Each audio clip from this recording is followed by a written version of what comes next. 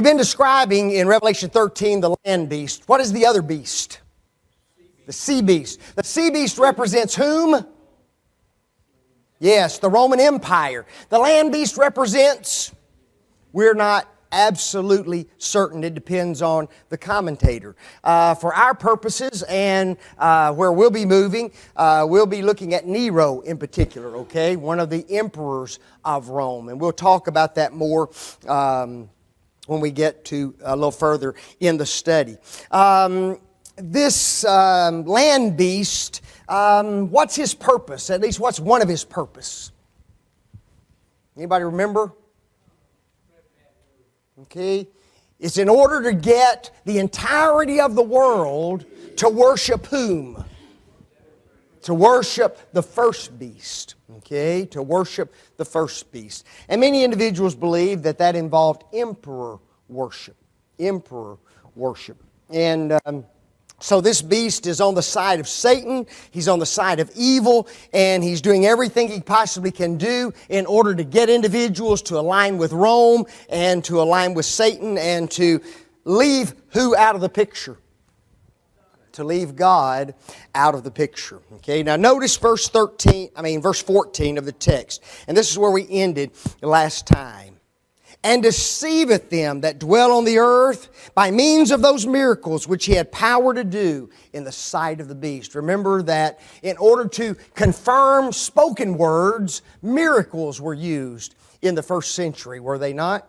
And the problem with that is that sometimes magical tricks could look like what? Miracles. And therefore, individuals could be deceived, could they not? And they didn't know who was the true teacher of God, perhaps. And so here's this beast deceiving the earth with his lying wonders. Folks, notice under the little term deceiveth, it says this: truth leads down a path to life, liberty, and light. Okay, folks, when you have the truth, that leads you down a path of light, liberty, and life. If Satan can turn us from that through deception, notice what happens. Individuals roam in darkness. They turn to sin and iniquity. And their ultimate destination is what? Is death. Okay? So if Satan can come along and deceive the minds of men, is that what he wants to do? Oh yes. God wants us to come to a knowledge of the truth, according to 1 Timothy chapter 2, verse 4. Who will have all men to come to the knowledge of the truth. And so Satan's coming along. He's doing everything he can do to deceive individuals. Notice Matthew 24. Jesus had warned of deception that was to come. And Jesus answered and said unto them, take heed that no man deceive you. For many shall come in my name, saying, I am Christ, and shall deceive many. And many false prophets shall arise, and deceive who? Many. And that's where we kind of ended last week, is the fact that when falsehoods, lies, deceptions are presented to mankind, how many are deceived? Many. Many. And I asked a question at the end of last week's lesson for you to think about. Okay? Does anybody remember what the question was? Oh no, preacher, that's been a week. Nobody even remembers the question. That means nobody's even thought of the answer. No, I left you with one question to think about. Okay? What's that? Yes, I asked the question, why is it that it is so easy for false teachers to deceive the minds of men? Okay? Okay, let's talk about the reasons, okay? Brett says because they're ignorant. Is that true? Folks, there are many individuals who are ignorant of the truth, are they not? You think about it.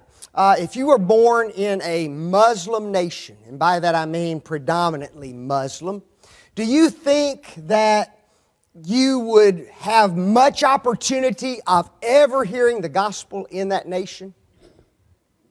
It's doubtful, isn't it? And anything that you did hear about Christianity would be what? Negative, would it not? And so they would teach you their deceptions from a little bitty child, and you would be ignorant of truth, wouldn't you? And that happens all the time. Are there people in our nation who have children and they never take them to church? Yeah. And guess what, folks? Those young children grow up and become adults and are ignorant, aren't they? And therefore, once they do become adults, they can listen to anything, and just about anybody can deceive them, can't they? Because they're ignorant of truth. They've never been taught the truth. So ignorance is very, very important. What's another reason?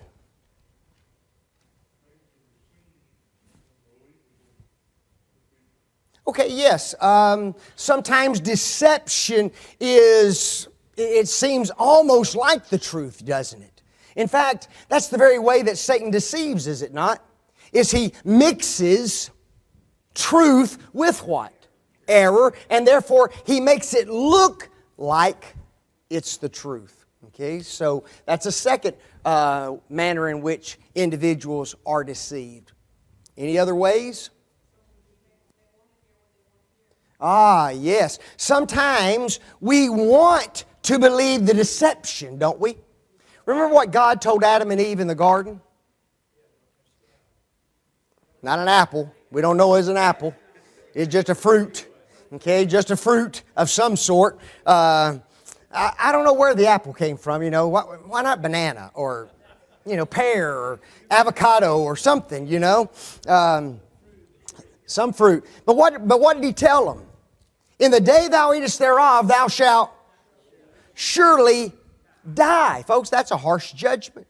Satan comes along and says what? Thou shalt not surely die. Now let me ask you this. Do you think those might have been words that Eve would have loved to hear? Man, I'd love that, wouldn't you? God says, I'll die. And here's this serpent. He says, oh no, you're not going to die. Folks, she may have wanted to hear that. And sometimes we hear what we want to hear, don't we? And we listen to what we want to listen to rather than believing truth. And individuals do that constantly. How about this one? We have a tendency to believe with our feelings rather than our minds. Don't we? And we live in a society that believes with their feelings. If I feel a certain way about something, then that is what? That's truth. And it doesn't matter how many Bible verses you can give a person. If I don't feel that way about that, you just leave that Bible over there, because this is the way I feel about this. And so feelings trump truth, don't they? Rodney?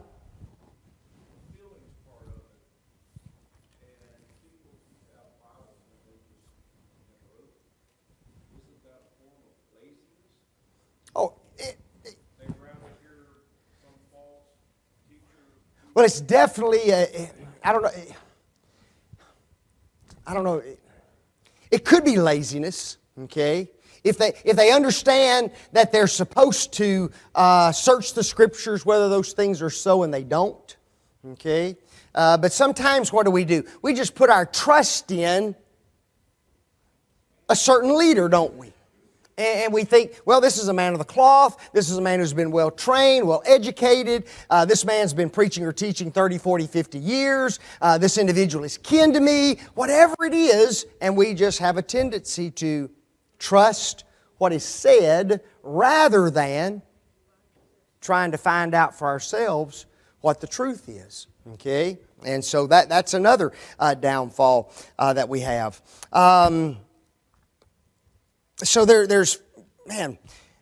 God, there are just so many reasons why individuals reject truth. And when we're teaching somebody and we're trying to get them to see something and they just don't see it, refuse to see it, we need to ask ourselves a question. What is that?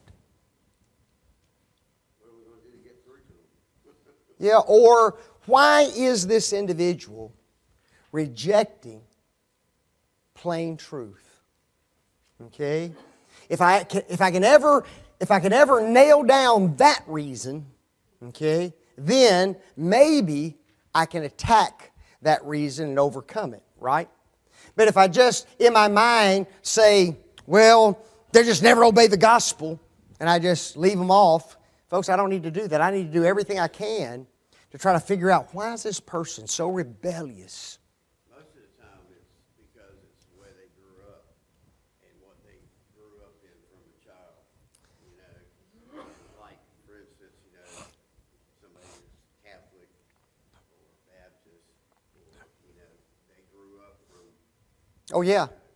You know, tradition, and that's another tradition runs strong, does it not? You know, and was tradition strong with the Jews? Oh, man. You know, that was a very, very strong thing. I mean, they had genealogies back 2,500 years, didn't they? Some of these individuals could almost trace their... Well, you take, for instance, in Luke 3, the genealogy of Jesus goes all the way back to whom? Adam. Adam, folks. Can you imagine that? You can trace your genealogy back 4,000 years to Adam? Man, be pretty cool, wouldn't it? Ancestry.com would be happy, wouldn't they? Telling you what. So there's a lot of reasons why this deception works on individuals. June?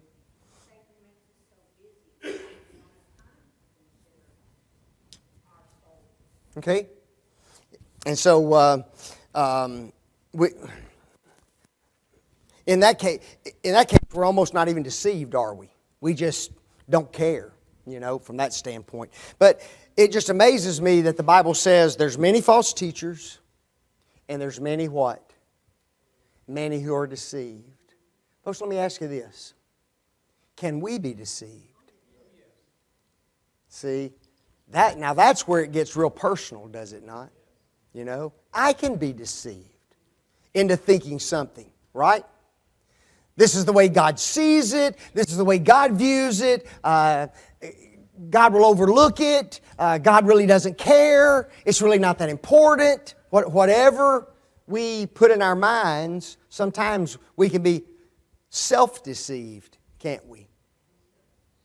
And so we just believe what we want to believe. So, very, very interesting question. There's also many false doctrines in the church that can lead us astray. Oh, absolutely. Absolutely.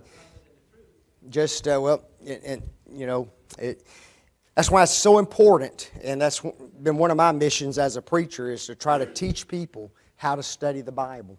Okay? Folks, most people don't know how. I'll guarantee it. They do not know how. They think they do. They say they do. They don't know how to study. Okay? And it's amazing. Harry? Uh-oh. Most people don't study the Bible. The second thing is, when it comes to Christianity, a lot of people watch our example. And sometimes if we're not careful,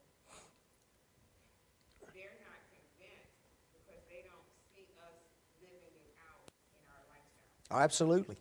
Absolutely. I've always been amazed sometimes. I'll see somebody convert somebody. Okay? And they put in time, they put in effort, they put in labor, and they convert this person. And then all of a sudden, the person who's converted is more faithful than the person who converted them. And you think that's not confusing to a new Christian? You know, that's confusing. You just pray that the new Christian has enough fortitude and enough stamina that they'll stay faithful, don't you? You know, because, you know, that's my teacher, that's my mentor, that's the one who brought me to Christ, and look at him. So, you know, I can be deceived because I do follow and look at the examples of other people. And so, yeah, there's a lot of reasons why they're out there. Notice this next point. Saying to them that dwell on the earth, that they should make an image to the beast, which had the womb by a sword, and did live. Wow. Guys, did the Roman emperors make images of themselves? Oh, yeah. You know, if you were a sculptor in the first century, you could stay pretty busy just for the emperor. You know it? Because the emperor would want statues put up in every city, every major city at least in the Roman Empire. In fact, not only would there be one statue, there may be 2 or 3 or 5 or 6 or 10 statues in that city, depending upon how big it is. Okay, we've kind of changed that now, and you go into some of these countries that are ruled by a dictator, and they don't have a statue. What do they have? Pictures of the guy, and they're everywhere. Okay, humongous pictures. It's put on sides of the building. This is your little God. This is your leader. This is the one to whom you bow. This is the one who is providing for you. Boy, you know, it's unbelievable. Most believe that the land beast sought to encourage individuals to worship the Roman Empire. The Roman emperors. Folks, were godly titles given to them? Oh yes, godly titles were given to them. Secondly, were temples erected to them? Oh yes, temples were erected and dedicated to them. When in their presence, what were the Roman citizens required to do? Bow in their presence. Remember old Haman? Wasn't that the very thing that chapped him about Mordecai? He thought that this man ought to be what? Bowing and doing obeisance unto me. Now folks, it wasn't just out of respect. It was what? It was worship of Haman. And Mordecai knew that I can't what? I can't do that. I will violate the law of Moses if I do that. And that's what he got reported on, was it not? There's a group of people in your kingdom who refuse to obey the laws of the Medes and Persians. And so that put the whole Jewish nation under suspect, didn't it? And so oftentimes too, there were edicts that were made by the emperors, and they commanded and demanded that everybody what? Bow and worship them. Sometimes it might be a particular day. You know, on this day of the month, everybody is to worship. Sometimes they'd have soldiers stationed by these statues. And you'd walk into the city, and all of a sudden you'd look up, and guess who you'd see? There's the emperor, right? And guess what you're supposed to do? Yes, you're supposed to do obeisance to him. Ooh. Put you in a pickle, doesn't it? Yes, ma'am.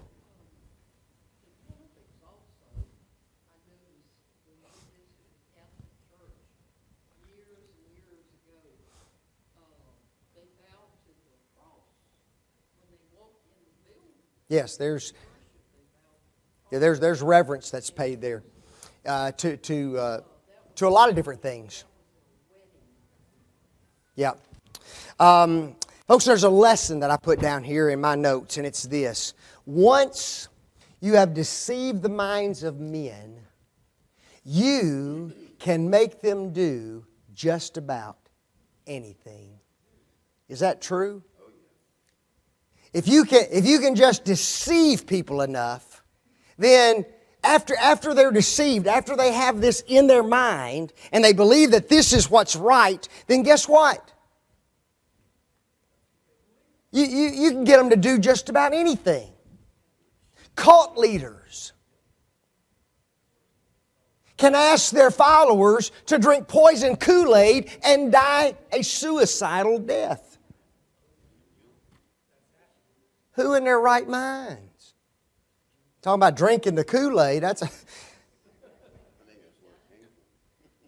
We mentioned this last week, just briefly. You know, women today have been convinced that that little baby that's in their womb is not life. It's just a clump of cells. Okay? Now, folks, once you're convinced of that, once that's what you believe, then is it very difficult to have it removed? It's like cutting out a wart, isn't it? Cutting a piece of cancer off your skin, whatever. It's not alive. It's just what? It's just a clump of cells. And therefore, your conscience doesn't even bother you. That's why Planned Parenthood, that like anybody getting near them counsel. Oh no, that Get counsel before they make that decision. right. Show them videos or whatever. Are there a lot of faith healers on TV today? Oh yeah, boy, there's a ton of faith healers out there, aren't they? And folks, once individuals believe that this man is a faith healer, and he tells you to do anything, right? Hey, send me $100 and I'll send you this half ounce of water and you splash it on. And guess what? You're going to feel better. And guess what? Folks, let me tell you what, these guys are rich off people doing this stuff. Rich. Well, they're deceived, aren't they? They're deceived. These guys bring on these people who have testimonials. They talk about all these different places that they've gone and worked all these miracles. And people believe this stuff, don't they?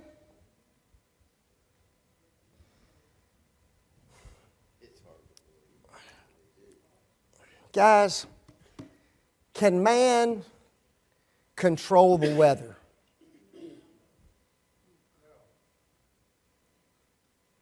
I don't care if you got 7 billion people to do certain things. Guess what you and I will never do? You'll never control the weather. One reason is because God has already established the laws governing weather. Do you know that? After the flood, you know what He said there's going to be? There's going to be summer, winter, springtime, and fall. There's going to be the 4 seasons. Now, depending upon where you are on the earth, will make a big difference as to how long those seasons are, but guess what? Those 4 seasons come and go everywhere on the earth. And guess what man will never do? Man will never change them. The Bible tells us in Isaiah that God formed the earth, created the earth to be, listen to Him, inhabited.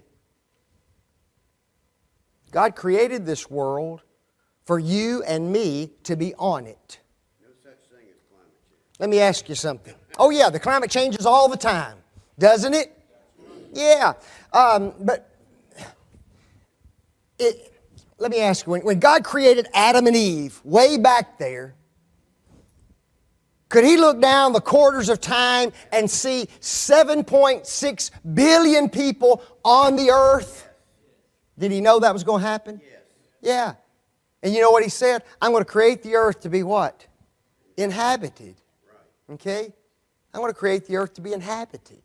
Folks, God's in charge of this planet. Not me, not you, not all of us. Okay? But yet, we're being told what? The climate's changing. We can change the climate. And once you believe that, I can get you to do just about anything. Can I? Now the reason I bring, see, it's all a part of what? It's all a part of deception, folks. These are just examples of individuals who are deceived. And once you deceive them, you can teach them to do anything you want to. We need to be very, very careful. And does Satan know that? Folks, he's the master of deception, isn't he? He is the master of deception. Now notice this next point. Wow. And he had power to give life unto the image of the beast. Now note this. That the image of the beast should both first what? Speak. and this land beast formed this image, got the nation to what? All the world to worship it. And then the Bible says he even got it to what? To speak, he says. He had the power to make the image speak. Folks, that's not literally speaking, okay? What it means is this. He had the ability as the emperor to do what? Issue forth commands, edicts, mandates upon all the world to do whatever he wanted them to do. Okay? Whatever he wanted them to do. So he would give life unto the beast. He would say, this is what? This is what the beast wants. This is what the Roman Empire requires, isn't it? And folks, if you're in position as the emperor, can you give those edicts? Yes. And so here's a person, he walks in, there's an edict that's made. Could they get those edicts out to the entirety of the Roman Empire pretty quickly? Oh yes, they dispatched writers and all kinds of individuals to send those messages out to the nations. And this is what's supposed to be done at this time on this day. And boy, now you walk into a city, right? And the edict is, anytime you see the image of this emperor, you are to kiss his toe. And so you walk into the city, there's the image. You know the edict's been given, don't you? So what do? You kiss his toe, right? See, the emperor has the power to make the image what? Speak. This is what the image wants. And so they kiss his toe or bow down before him or whatever the emperor wants individuals to do. And like I said, those statues and images of the emperor scattered throughout the entirety of the Roman Empire, folks. And very easy to get individuals to worship them. Now notice this next statement. Not only would he get the image to speak, the Bible says that he would also cause as many as would not worship the image of the beast should be killed. You value your life? Most people do, right? Most of us have never had to make that decision, have we? Do this and be killed, or not do that and live, or just vice versa. Do this and live, or not do that and what? Die. We've never had to face that kind of decision in our life. You want to know what if we ever did, right? You want to know the first thing we would do? We'd do everything we could do to rationalize and justify how to stay alive. Wouldn't we? Most of us would. Because, man, I'm telling you, to give your life, that's huge. Medically, we have those choices to make. Yes, but not like this though, right? The threat just being right there. Again, let's go back and let's talk about it, okay? Let's say that the emperor makes an edict, right? And he goes out to all the world, and the edict is this: you fall down at the city gate and worship the image, or you die. And so he's got his soldiers stationed there to watch. And he watches everybody who comes into the city. All of a sudden, fortunately for you, you haven't had to go anywhere for a while, right? But you've run out all your stuff and you got to go to Walmart in Jerusalem. Okay? Well, that means you have to do what? You have got to go through the city gates. Guess whose image is there? There's the rulers. What are you going to do? What are you going to do? An edict goes out to all the world. On the 3rd month, the 7th day, the entirety of the city worships the emperor. And you're supposed to gather at a certain place, and you're supposed to worship. You going to be there? If you are not there, the soldiers will go house to house to find out who is not there. The Roman emperor makes this edict. I know that there are people in my nation who will not worship me. And I understand that they wear the name Christian. And I understand that they have their gatherings on the first day of the week. I want you to go and I want you to round up every one of those individuals and I want you to bring them into an assembly and I want you to ask them, will you worship the emperor or not? Will you worship the emperor or die today? Will you worship the emperor or your child dies today? Not you. You just get to watch. Happened all the time. Folks, the beast has no conscience. Okay? The beast does not care about life. The beast cares about one thing. And that's himself and his control. That's all that, and his power. Okay? And I just can't imagine that kind of thing. Listen to this statement. It says the following: the persecution of Christians occurred sporadically and locally throughout the Roman Empire, beginning in the 1st century A.D. and ending in the 4th century A.D. Originally a polytheistic empire in the traditions of Roman paganism and the Hellenistic religion, as Christianity spread through the empire, it came into ideological conflict with the imperial cult of the ancient Rome. Pagan practices such as making sacrifices to deified emperors or other gods were abhorrent to Christians, as their beliefs prohibited idolatry. The state and other members of civic society punished Christians for treason, various rumored crimes, illegal assembly, and for introducing an alien cult that led to Roman apostasy. Did you hear those 4 things at the end? Number 1, they punished them for what? Rumored crimes. Okay, they just made up stuff. Okay? Christians burned Rome. They didn't. Nero burned Rome, but he blamed Christians and he arrested them for it. Illegal assembly. Who gave you the right to assemble on the Lord's Day? Well, that's not even the Lord's Day. The first day of the week. And worship this person called Christos. Who gave you that right?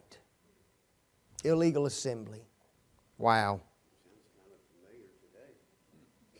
Introducing an alien cult. Oh, so you don't worship the emperor? Who do you worship? I worship Jesus Christ. Alien cult. And folks, if you're not loyal to Rome, then you're committing what? Treason. And it's all punishable by what?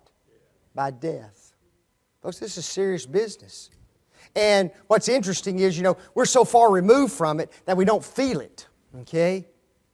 Rome was serious about this stuff. You know that? This was not something they played around with.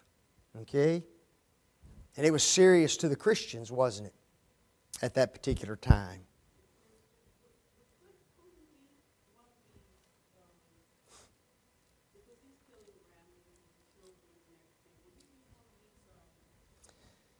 He's similar. He's an evil man. Okay, he's not exactly like the Roman emperors. He's not asking people to worship him per se.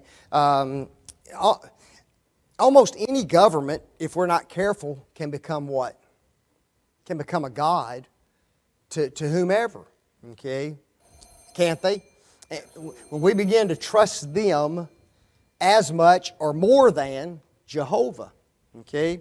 Now guys, we got an interesting statement or 2 interesting statements that we didn't get to. Okay? To receive a mark in their right hand or in their forehead, and then in the very last verse he talks about 666. Are you ready for this? It's going to be at least 7 or 8 weeks before you know what any of that stuff is. Okay? Brett's going to teach the class because he told me he knows what it is. Okay? And he's got about 8 weeks to prepare. I can't wait to sit there and watch this.